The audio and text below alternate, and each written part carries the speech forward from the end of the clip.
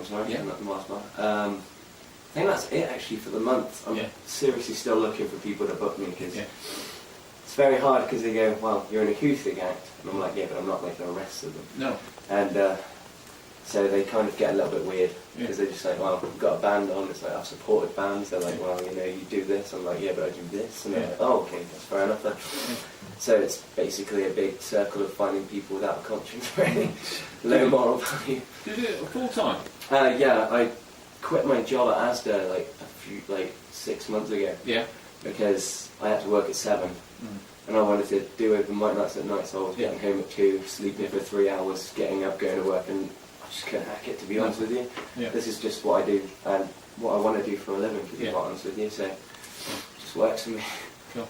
Which is good. Yeah, how long have you been doing it then? Well, I only started writing for myself about 21, so about 3 years ago I started writing, and I made my first album, which nobody really knows about because, well, I sold it off my own back.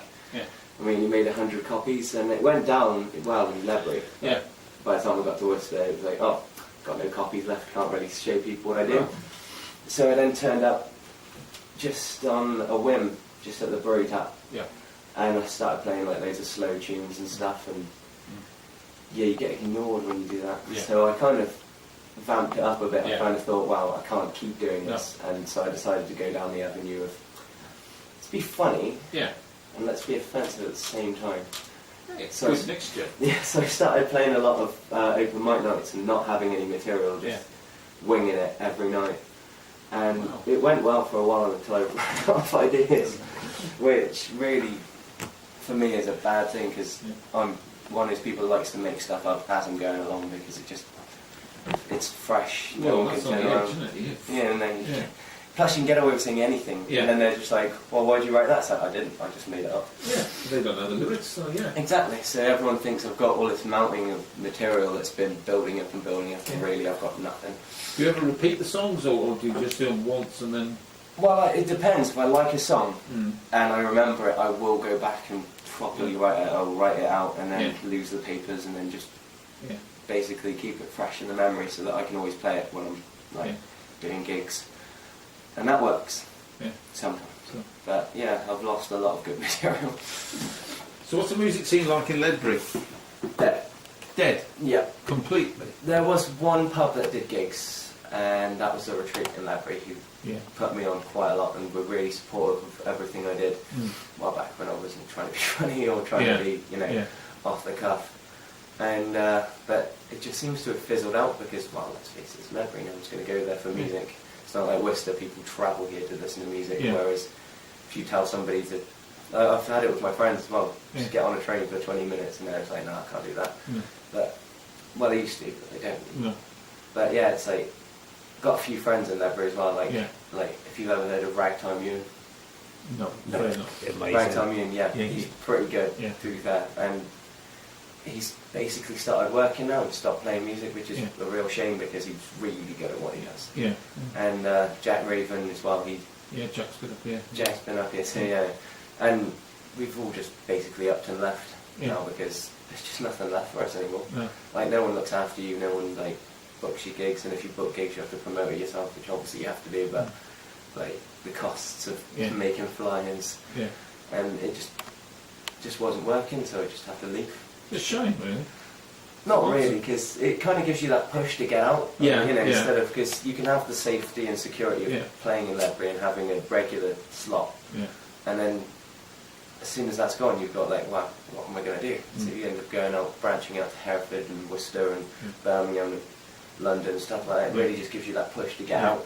So it's actually quite good that scene shrank. Have you got a favourite place you like playing? Well, the Brewery Tap actually is my favourite place to play because, well, they let me do anything. And actually the Pig as well because, they're not quite... They're morally okay, they're flexible. You can sing what you want and they're not going to turn around and go, well, can you get out because you've just said this, and you're like... Have you ever had that happen? I think once or twice. I've had a lot of bad reception up at the Crown in St John's. They really don't... I don't think they even got what I was doing. Like, I would get up and I would do stuff and they would just be like, what a real acoustic artist do, and it's just like, why? Yeah. Why would you want that? You can turn on the radio, you can buy a CD, you can download this stuff. Why would you want masses and masses of people to repeat everything? Yeah. And they just don't seem to get it. But I'd say, and there's a place in Cheltenham actually. Yeah. Because I supported This Wicked Tongue as well. Yeah. I've supported them twice now. It's yeah. pretty good. They really look after you. They've seen them, really nice guys. Like they stay there and they watch you the whole time. They'll give you a cheer and a cheer on you, and you'll just be there going like, brilliant. Yeah. The other band is watching me, and this is quite good. Yeah.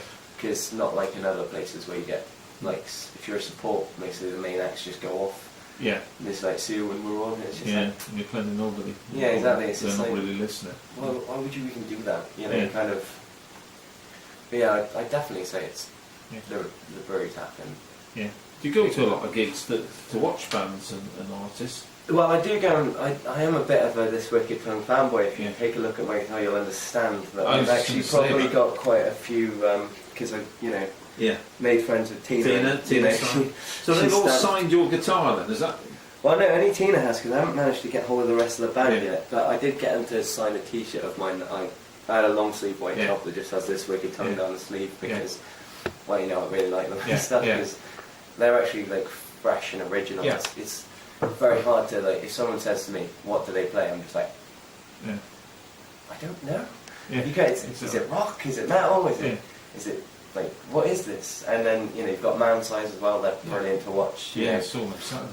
Because Anya's just all over the place, and it's brilliant to watch, because it's like, it's grunge, and that's what she is. She's just literally, and you've got Joe Shellham going mad on the drum kit and stuff, and it's just everything. And Rob as well, like when he does those guttural screams over a microphone, you're just like, what am I watching?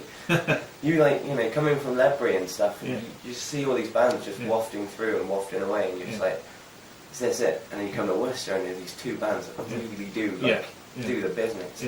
Especially, and Jasper as well, actually. Like when you want something just to dance to and have a nice time to, it's just like, go see Jasper. He's brilliant. He's dancing around. He's got his own little dance. We're all doing it. It's like, wow. So, it's kind of, so those are mainly the three bands I will go and watch. I will actually make time to go and watch them.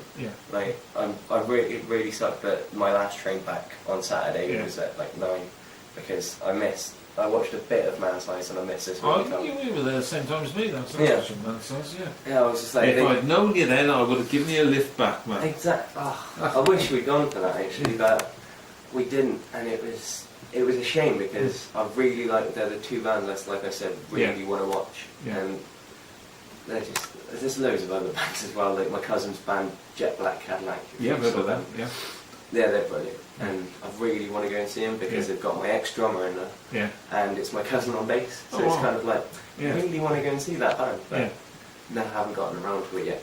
So you got a real musical family then? Well, my mum played piano, and then we sold the piano, she stopped playing piano.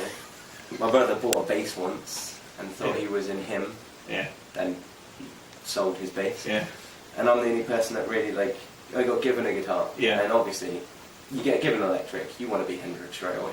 You're there, you're playing along, and you're like, why isn't this squealing? And then you realise there's a button, and you play that, it's just not enough. Get an effects pedal, suddenly, you start squealing away, you play Metallica, you play all this stuff, and you're like, I'm heavy metal.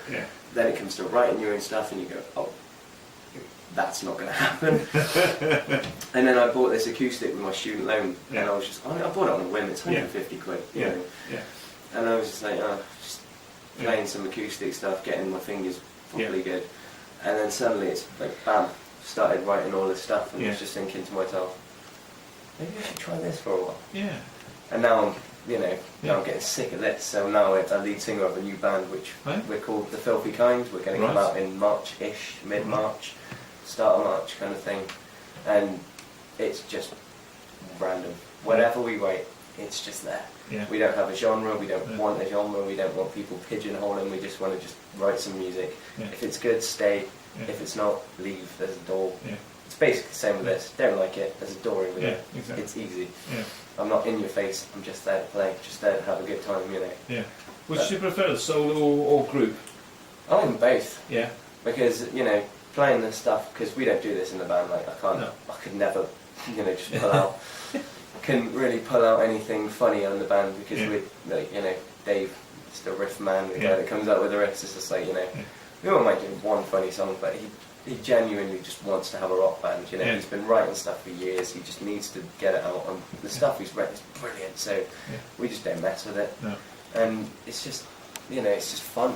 Like, you know, I don't have a guitar anymore, I get to run around, I get to be like free and one with the crowd, I get to jump off, get in people's faces and be like, hey, get me, throw shapes, you know, be like Maynard from Tool, you know, like, except for, you know, not out the back.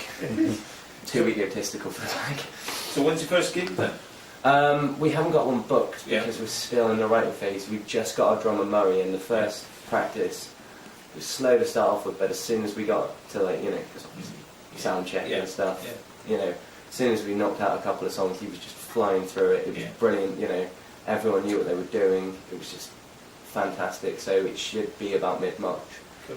And we're just, you know, we're trying to get this wicked tongue to give us a support slot, you know, just be like, come on guys, I know we're new, but come on, give us a shot. Yeah. But, you know, they're good friends, so I'm hoping they'll be, you know. Okay, time for another? Time for another. What are we going to do? Oh, I think we're going to go with something softer this time, actually. Right. So what I'm going to do is something funny, something soft. You know, show the broad. I always have to check capos and stuff. Right, this song is called Running It Back Again. I'm hoping that the band do this as well, but, you know, it's my song, so I don't think they will. It's on a CD that I've been doing with David Heaton as well, so... Oh, yeah, David's been up, yeah, David Heaton, the legend, Canadian dude. And this one, so like I said, it's called Running It Back Again. It's good.